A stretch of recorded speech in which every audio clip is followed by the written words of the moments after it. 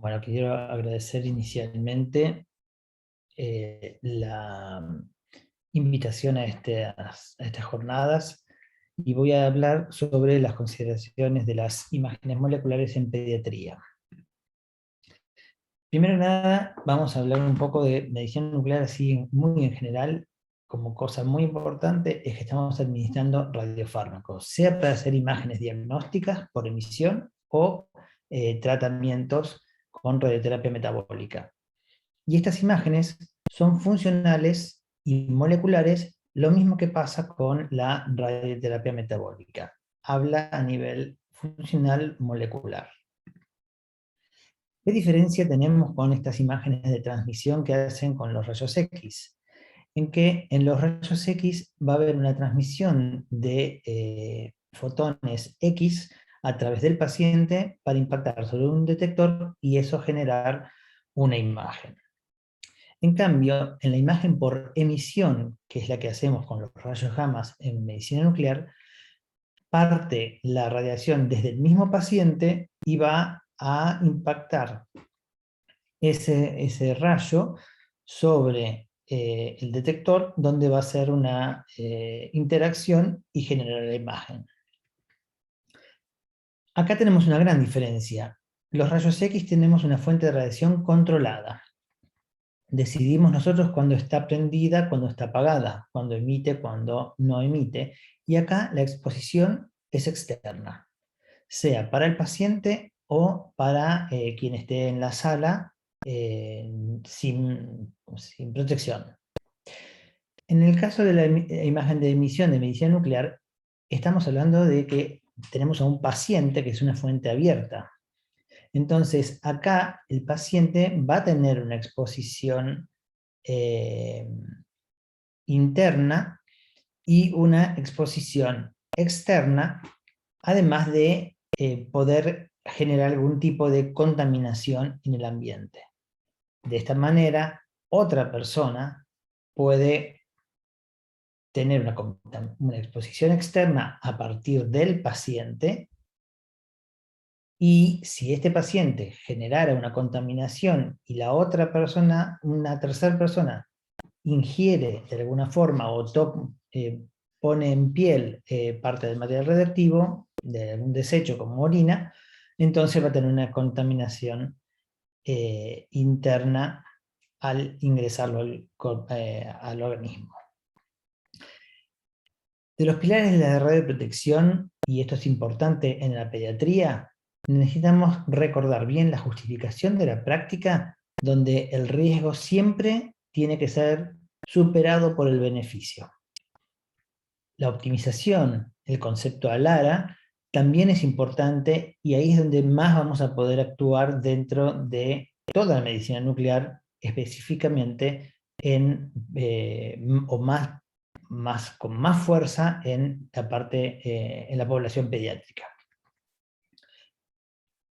Con la optimización y viendo todas las cosas que se fueron comprendiendo a través de la radioprotección, en medicina nuclear apareció Image Gently con la parte pediátrica hace muchos años, y acá tienen la verdad que me gustaría que miraran estos links, porque da mucha información de cómo hacer imágenes gentilmente en niños, es decir, con la menor dosis posible. A partir de eso aparecieron otras dos ONGs, Image Wisely, que es para adultos, y Choosing Wisely, que ya es más amplio y toma a niños y adultos, pero todos tienen la idea del compromiso en generar actitudes de radioprotección, de ser responsables en realmente tener una conciencia y un hábito de, en este caso hablamos de cultura, de estar pensando todo el tiempo en la protección radiológica del paciente y en la seguridad del paciente. Había salteado medio a propósito la parte de limitación de dosis, pero acá tenemos dos conceptos que hay que tener en cuenta. exposición médica y ocupacional. Exposición médica es ese paciente que va a tener, a partir de un diagnóstico o un tratamiento, una exposición a radiaciones. También incluye a acompañantes voluntarios, que en los niños va a haber muchas veces acompañantes voluntarios que van a ayudar en el procedimiento. Con lo cual, estas personas también están ante este concepto de exposición médica. La exposición ocupacional es la que tenemos los profesionales, tanto médicos, técnicos, físicos, radiofarmacéutas, en el ámbito nuclear o radiológico. Entonces, dentro de esta limitación de la dosis hay que tener cuidado, porque necesitamos limitar. Limitar significa que tenemos un límite, que tenemos una norma que nos limita cuánto podemos irradiarnos. En cuanto a la exposición médica, o sea, la del paciente, eso no va a estar. El paciente o el acompañante voluntario no tienen límite de dosis. En el profesional sí tenemos límite de dosis y va a ser menor a 20 milisievert año, y el ARN propone una dosis menor a 6 milisievert por año, con lo cual eso está calculado que uno puede, trabajando correctamente, alcanzar este valor, y es muy inferior al límite por norma, ¿sí? Este es un valor recomendado, el de 6. Entonces, ¿cómo hacemos para limitar esta dosis? Vamos a limitarnos de acuerdo a tiempo y distancias y la dosis y la actividad administrada. El público en general necesita ser comunicado para poder generar esta conciencia de tiempo y distancia con respecto al paciente. Tienen que tener una percepción de riesgo y conocimientos básicos para poder llevar a cabo la radioprotección cuando ya no están más en nuestro servicio. La dosis límite para el público es de menor a 1 milisievert por año. Y a través de esta comunicación que hacemos, que tiene que ser una comunicación efectiva, con un lenguaje adecuado, vamos a tener una responsabilidad conjunta en la radioprotección. Los principios de radioprotección son súper básicos para nosotros. Esto tenemos que traducírselo de una forma más inteligible a una persona que no está acostumbrada a esto. Capaz el COVID nos viene muy bien, una de las pocas cosas que nos viene bien del COVID, pero nos viene bien para entender algo que no se ve, no se siente, y que tenemos que cuidarnos. Y los métodos, los principios de protección son estos que vemos en esta transparencia. ¿Cuál es el objetivo de esta radioprotección o de esta protección radiológica? Es que ante una fuente de radiación podemos tener efectos en los tejidos. Y estos efectos de la radiación pueden ser estocásticos o tisulares, antes llamados determinísticos. ¿Qué es lo que queremos hacer con estos efectos? Nosotros queremos limitar la probabilidad de la aparición de los efectos estocásticos, dado que no tienen umbral, y sí queremos evitar que ocurran los efectos tisulares que tienen un umbral. O sea que si yo me paso de una cierta actividad administrada que genera una dosis en el paciente superior a un umbral, podemos generar, por ejemplo, cataratas o algún tipo de tumor. O quemadura, perdón. Si nosotros aumentamos la dosis, lo que estamos aumentando es la probabilidad de aparición de los efectos estocásticos, que ahí sí serían los tumores. ¿Cuáles son los problemas particulares de los pacientes pediátricos? ¿Y por qué empecé con radioprotección? Porque hay una diferente radiosensibilidad de los tejidos. Y como vemos en este gráfico, tenemos que la incidencia de tumor en mujeres es muy alta cuando la niña se irradia como neonato. A los 10 años baja, pero sigue siendo muy alto, baja a los 20, baja y se hace cada vez menor hacia la mayor edad. Lo mismo pasa con la incidencia de tumores en los niños y después en los hombres, pero siempre la incidencia de tumores en los hombres es menor a las mujeres en cuanto a el origen a partir de efectos estocásticos, ¿no?, de la radiación. Y la mortalidad es similar en cuanto a la diferencia que hay entre hombres y mujeres. Y fíjense la gran diferencia que hay con personas de menos de 20 años con respecto a ya gente de 40, 50, 60 y 70 que ya tienen una probabilidad de generación de incidencia de tumores mucho más similar entre sí. Así que esto hay que tenerlo muy en cuenta al momento de hacer estudios pediátricos. Otra de las cosas que tenemos que tener en cuenta es el diferente metabolismo. No es lo mismo administrar un radiofosfato a un neonato o un bebé que a un adolescente o a un adulto. Acá lo que va a cambiar es la biodisponibilidad del fármaco. El niño, el más pequeño, va a tener una avidez por el fosfato mucho mayor que el adulto, sobre todo en las áreas de crecimiento, en la fisis, por ejemplo. Fíjense que siempre el fondo sanguíneo es mucho menor en los niños, en la población pediátrica, que en un adulto. Y esto es porque va a ser con la misma actividad inyectada, se va a absorber mayor cantidad en el hueso. Entonces, lo que necesitamos hacer es adecuar esa actividad inyectada para generar una dosis similar a la que generamos en el adulto.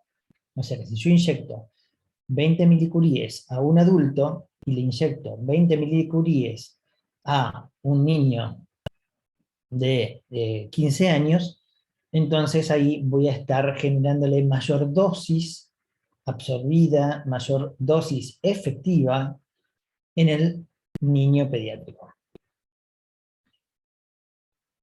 Otro tema, y es fundamental, la paciencia. El niño depende más del padre, depende más de nosotros y depende de nuestra relación. Va a tener mucho más demanda de atención y mucho más esfuerzo nuestro para su contención. Y eso es fundamental. El algoritmo habitual de cómo es un estudio de medición nuclear es que nos piden el estudio, asignamos un turno, realizamos el estudio y después hacemos el reporte. Pero pensemos qué pasa antes, ¿sí? Si yo muestro estos símbolos a cualquiera, capaz el que más reconocen es el de radioactividad.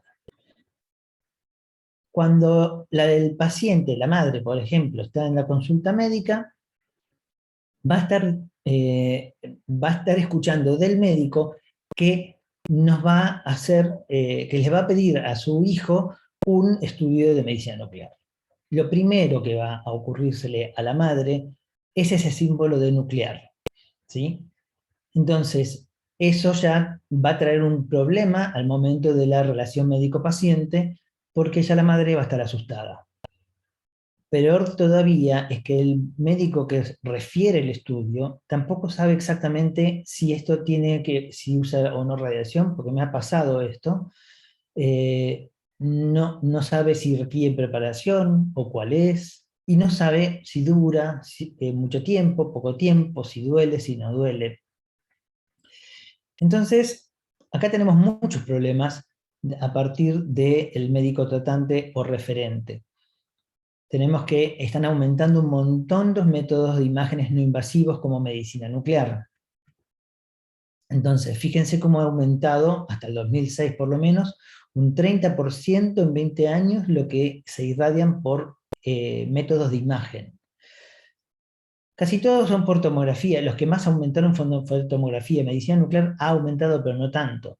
Pero de todas maneras, hay muchas de las decisiones médicas que son innecesarias realizar estudios por imágenes. Un 30% son innecesarias, no están justificadas. Entonces, acá tenemos el problema de la mala indicación, del poco conocimiento del riesgo de las radiaciones y de la dificultad de la comunicación por el lenguaje que nosotros utilizamos. Nosotros también tenemos que comunicar efectivamente al médico que nos refiere los estudios cómo hacer para referírnoslos. Si logramos esto, vamos a poder tener una buena comunicación con las sociedades científicas, formación continua, y que generemos esa percepción de riesgo a las radiaciones. Lo que proponemos, en general desde la pediatría, es, ante la solicitud y asignación del turno, es que el médico nuclear justifique primero el estudio. Ese es el primer paso. Después de justificar el estudio, hay que ver si el médico nuclear no está de acuerdo con la indicación, comunicarse inicialmente con el médico referente para ver si hay alguna opción. ¿Por qué me lo está pidiendo? ¿Cuál es el valor real de lo que me puso en el diagnóstico presuntivo? Entonces ahí tendríamos que, eventualmente, si vemos que lo que nos pidió estaba mal, sugerirle hacer otro estudio, o eventualmente no hacer ningún estudio de medicina nuclear. Una vez que esto está completo, o sea que yo ya puedo saber que cuando viene el paciente, o que el médico referente capaz me convence a mí de hacer el estudio, de que sí tiene un beneficio, entonces ahí pasa la próxima parte, que es la optimización. Para la optimización lo importante es ver bien qué radiofármaco vamos a usar, qué actividad vamos a administrar, qué protocolos y procesamientos vamos a hacer, y comunicar los métodos de protección radiológica a los padres y al paciente, como dijimos antes, que es súper importante. Somos corresponsables de esto. Yo puedo manejar la radioprotección hasta este punto. ¿Cuánta actividad administro? ¿Cómo hago el protocolo de adquisición? Hasta ahí llega mi optimización. No puedo controlar lo que hace el paciente cuando se va a la casa. A partir de eso, sí realizamos el estudio y hacemos el reporte, y ahí terminaríamos el algoritmo del estudio. Entonces, el primer paso sería la justificación de la práctica. Revisión del pedido médico, la historia clínica del paciente. El segundo paso sería el inicio de la optimización. ¿Y eso cómo lo logramos? Conociendo al paciente, explicándole el procedimiento, tanto a padres como a niños, si es que el niño va a comprender. ¿Y por qué es importante conocer a ese paciente? Porque de acuerdo a eso voy a saber si el paciente es receptivo, si es reactivo, y de acuerdo a eso voy a empezar a modificar mis protocolos y los voy a ir adaptando a este paciente. Una de las cosas que yo les digo a los pacientes es que piensen que el paciente es un velador. Entonces, que si alguien está muy cerca del velador, se va a irradiar más que si está lejos del radiador, y que más o menos el tecnecio tiene esa misma distancia de iluminación. Diferente, ¿no? Cuanto más cerquita, menos tiempo vamos a estar, y diferente sería si usáramos un radiofármaco de mayor energía, que llega más lejos, entonces uno tendría que estar más tiempo a mayor distancia. Lo que habitualmente se dice es que con tecnecio no deberíamos estar más de 10 minutos a menos de 1,5 metros de distancia. Sobre todo con chicos o con personas menores a 15 a 20 años y con embarazadas, y hay que explicarle muy bien que es por el bebé y no por la embarazada. Y esto también es importante, siempre que se justifique. Si yo tengo a alguien a cuidado o un niño está una madre embarazada está a cuidado de un niño que está inyectado y el niño le pasa algo, ahí se justifica que la madre tome al niño y lo calme al chico, y eso va a irradiar a su hermanito en la panza. Pero no hay opción. Está justificado porque hay un beneficio más allá de esto. Otra de las cosas importantísimas en medicina nuclear pediátrica es disminuir el tiempo medio efectivo, disminuyendo el tiempo medio biológico. ¿Y eso cómo lo logramos? Hidratando, generando la micción, y en los casos de muy niños, de chicos que usan pañal, cambiando el pañal más frecuentemente para disminuir el tiempo de residencia del radiofármaco en el cuerpo.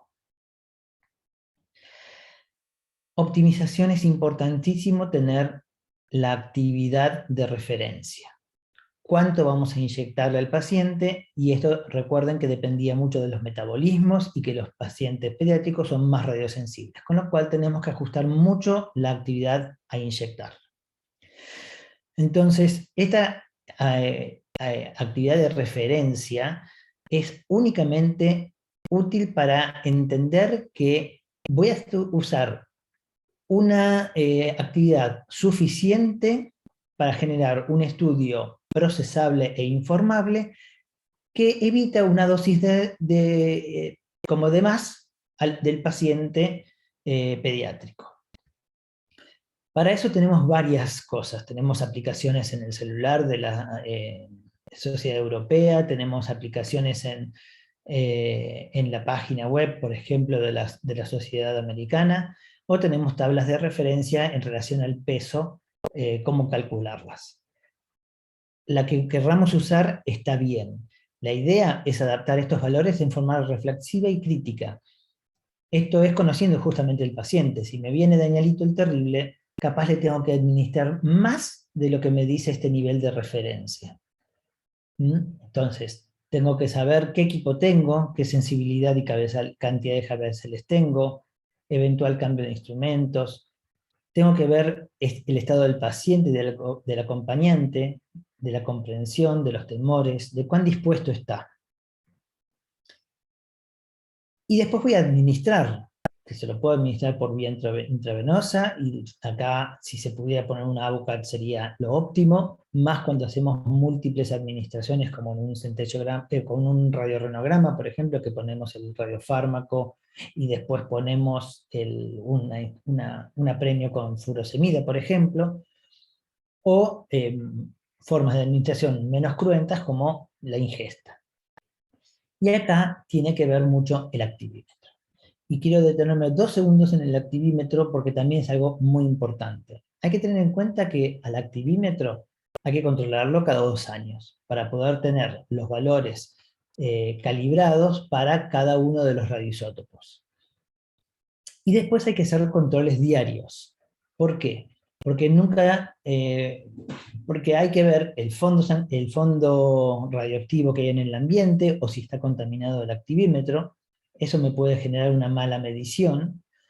Y tenemos que hacer el control diario de la estabilidad con el cesio 137. Siempre teniendo en cuenta esta primer calibración que me dice cuánto es lo que teóricamente me tiene que dar, fijar ese número que me dio cuando vino de la calibración, y de ahí en más trazar una recta de decaimiento en un gráfico semilogarítmico, para poder saber de acá en adelante, hasta la próxima calibración, cuánto debería darme ese cesio. Y para la estabilidad se toma un valor de más o menos 5% para saber que esto está correctamente dentro del rango que yo quiero. Les voy a mostrar dos gráficas de un servicio en el cual se hicieron solamente 59 mediciones en casi un año. No está hecho en semilogarítmico, por eso está en forma de curva, no es una recta, pero fíjense que los valores que se fueron tomados, algunos estaban correctos dentro del rango que se preveía dentro del 5%, pero hay algunos que se están escapando, más en estas mediciones de acá. Esta medición fue hecha en tecnecio, esta en yodo. ¿Qué significa que yo tenga esta medición acá? Porque muchas veces, o por lo menos lo que veo yo, es que mucha gente toma Los valores los lee en el activímetro y los anota, y nada más.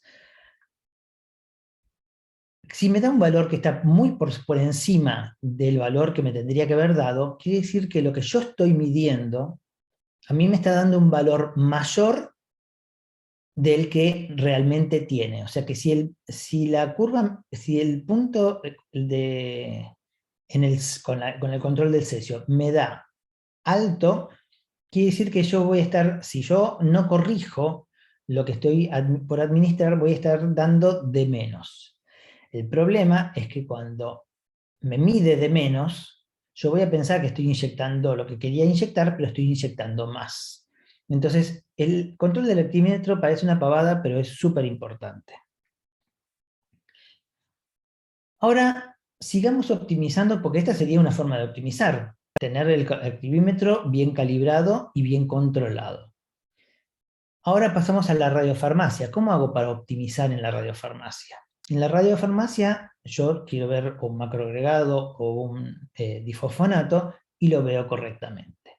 Pero puede pasarme que yo no lo vea correctamente y puede haber impurezas de radiocoloide, que genera que se irradien órganos que no deberían ser irradiados. Entonces, esto suele suceder, lo mismo que por ejemplo con el macroagregado, donde acá no solamente hay radiocoloide, sino que hay tecnesio libre y radiocoloide. Y estos estudios hay que repetirlos. Esto significa volver a irradiar al paciente, esto significa haber irradiado órganos que no deberíamos haber irradiado, y es aumentarle la probabilidad de efectos estocásticos al paciente. En cuanto a la instrumentación, no me voy a detener mucho acá, pero la uniformidad es el punto más importante que hay que tener controlado, porque si no también uno puede inducir errores en las imágenes. Otra de la parte de la instrumentación de lo que vamos a tener que tener en cuenta es cómo hicimos el pico. Es algo muy simple, tenemos que chequear nada más. Si no, cuando vemos mucho Compton, la imagen empieza, esto está a propósito muy desplazado, pero empezamos a no tener resolución. Entonces hay que realmente ver que la imagen esté en pico. Esto sí es algo que se podemos manejarlo, y fíjense la gran diferencia que hay en la imagen de este mismo chico que estaba dormido en ambos momentos, y que la única diferencia es que en la imagen esta de aquí, el paciente estaba sobre la camilla, con la distancia mínima que separa el paciente del detector por la camilla. Y esto es directamente sobre el detector. La resolución aumenta muchísimo. Otra forma de de optimizar la adquisición es hacer estudios, por más que no nos lo hayan pedido. Si nos piden un centellograma de mano y le podemos hacer 3 fases, o si nos piden un Meckel y le podemos hacer, cuando no tenemos una imagen muy dudosa y queremos estar más seguros de dónde está, podemos agregar, podemos agregar un SPECT, por ejemplo. ¿Le estamos generando más dosis? Sí, pero el beneficio es mucho más importante, porque acá el cirujano en un Meckel sabe exactamente dónde va a sacar, y en este caso era un Meckel que estaba no estaba en el divertículo del Meckel, sino que era mucosa gástrica en el apéndice retrocecal ascendente. O en una imagen para una espondilolisis que nos piden planar y le hacemos un SPECT y lo podemos detectar con mayor especificidad y sensibilidad. Con respecto a las imágenes anatómicas, muy importante, si yo quiero saber si el paciente tiene reflujo, por ejemplo, le puedo hacer una imagen de emisión y yo veo cómo el fármaco está en el estómago y en el intestino, en una imagen posterior. Pero si yo pongo una fuente plana atrás del paciente y hago transmitir a través del paciente y hago esta imagen de transmisión, además puedo saber dónde están los pulmones, que acá no lo sé. En la imagen de transmisión, el área de pulmones va a tener mucho menos atenuación y voy a poder ver los pulmones.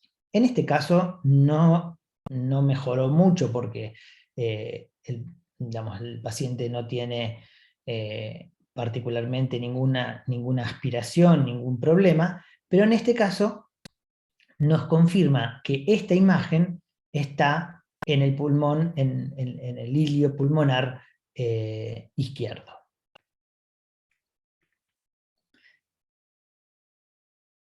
Tenemos que también poder detectar cuando los pacientes se mueven. Fíjense la diferencia que hay entre esta imagen y esta y otra imagen, que la única diferencia que tienen es que esta imagen está movida porque estaba llorando el niño y acá se quedó dormido. Misma situación está acá, y lo importante es poder detectar los defectos, que acá es muy grande, pero si hay defectos muy chiquitos, por ejemplo, fíjense cómo está dilatado acá los cálices, acá no podemos verlo. Y esto es simplemente porque el paciente se está moviendo. ¿Cómo podemos hacer que el paciente no se mueva? Música, audio, video, teta, lo que sea, el paciente se queda quieto, se queda tranquilo. Y podemos lograr que el paciente, que tengamos una imagen correcta. Otra consideración importante al momento de adquirir, en este caso, un radiorreno, por ejemplo, es que cuando hay mucha vejiga, muchas veces el paciente, fíjense cómo la curva se va quedando, y una vez que el paciente hizo pis, la curva baja. Entonces podemos retirar al paciente y que vuelva, si es adulto. En un bebé es mucho más fácil porque va a hacer pis en el pañal. En el procesamiento también tenemos que tener en cuenta si el paciente se movió o no se movió. Esta imagen acá hace que veamos que este riñón izquierdo pareciera ser que está obstructivo, y acá hay, no sé, baja, sube. Lo mismo pasa con el derecho. Si nosotros vemos lo que pasaba en el momento de la adquisición, cuando estamos adquiriendo, fíjense que el paciente se mueve tanto que sale del ROI y por eso genera estos artificios. Cuando corregimos por movimiento, ahí vamos a ver que los riñones quedan dentro del ROI, y eso después podemos graficarlo nuevamente, y ahora podemos ver que el riñón izquierdo efectivamente está obstruido, cuando acá parecía que no podría, estaba dudoso y podría llegar a no estar obstruido, y en el derecho podemos confirmar que no está obstruido. ¿Qué pasa? Y vamos a seguir con los renales, que son uno de los que son más importantes o más frecuentes en los pedidos de medicina nuclear, cuando el paciente tiene ectopía renal. Tenemos una imagen en PA que vemos muy bien el riñón izquierdo y mal el derecho, una imagen en AP que vemos bien el derecho y mal el izquierdo. Si hacemos la cuantificación en PA, nos da 57,43. Si lo hacemos en AP, nos da 62,38. ¿Cuál es lo real de esto? Lo real es hacer la media geométrica, que simplemente es hacer esta cuenta bastante simple de AP por PA raíz cuadrada de las cuentas que nos da en cada ROI en AP y en PA, y con eso podemos sacar una cuantificación mucho más ajustada por la corrección de atenuación que genera la diferente posición de los dos riñones. Otra forma de hacerlo es hacer un SPECT, y en el SPECT, fíjense que acá lo que logramos es, acá, si yo no hago corrección de atenuación, me va a dar un 33% el riñón izquierdo, un 67% el riñón derecho. Cuando hago el SPECT, el aporte del riñón derecho es del 57% y la del riñón izquierdo del 43%. ¿Cómo logro esto? Sumando todos los cortes coronales. sumo todos los cortes coronales y en la coronal hago la cuantificación como si fuese un estático. Y esto puedo llegar a rotar la imagen de tal manera que yo separo perfectamente bien a los dos riñones, cosa que acá no puedo hacer. Otra de las cosas importantes, y ya estamos terminando, es que puede ocurrir esta situación. En un paciente que tiene un doble sistema, que tenía 66% acá, según esta cuantificación del riñón derecho, el 48% lo está aportando el hemisistema inferior. Cuando empezamos a pensar en este paciente, dijimos, no, pero si este paciente tenía una obstrucción en el radiorrenograma, una obstrucción en el hemisistema inferior derecho. Entonces, lo que hicimos acá fue llamar al paciente. Esto fue hecho a las 24 horas, ¿sí? A las 24 horas nos pasaba esto. Entonces dijimos, no, el tecnesio sigue hasta las 60 horas, ¿sí? A las 60 horas dejamos de ver nosotros. Entonces dijimos, bueno, 24, hagamos una imagen a las 48 horas. Entonces, hacemos la imagen a las 48 horas y fíjense cuán diferente es. Le dimos más tiempo que elimine el sistema uroescletor que estaba obstruido, y ahora pasamos de una función de 48% a solamente 9%. Esta es la función diferencial real. Con lo cual hay que tener en cuenta esta biodistribución del paciente. Hay que saber con qué paciente estamos hablando, a quién estamos tratando, y evaluar y ver cuándo tenemos que volver a llamar el paciente más tarde. Entonces el algoritmo que nosotros estamos proponiendo es justamente algo que